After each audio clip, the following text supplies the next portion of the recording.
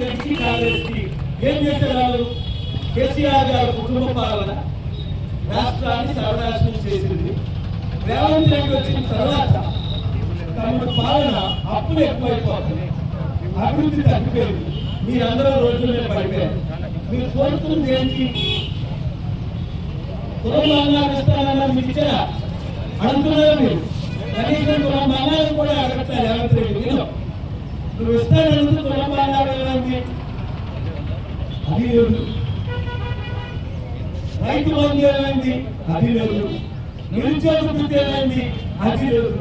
ఇలా చెప్పుకుంటూ పోతే గంట, ఎందుకంటే ఆయన గంటలు నేను ముఖ్యమంత్రి రావాలని మళ్ళా 2 లక్షలు అప్పు తెచ్చుకోండి, అది కూడా నేను అప్పు తీర్చలేదు, ప్రాఫిట్ డబ్బులిస్తాను.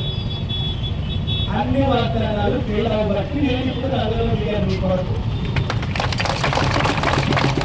మీకు 3 విషయాలు మంచి జరగబోతుంది. ఒకటి, మీకు మంచి జరగాలి అని కోరుకున్న వారందరూ ఈ నెంబర్ తీసుకోండి. ప్రతి ఒక్కరికి ఈ రోజే యాక్ట్ చేయండి, లేదా మీరు నష్టపోతారు, తెలంగాణ నష్టపోతారు.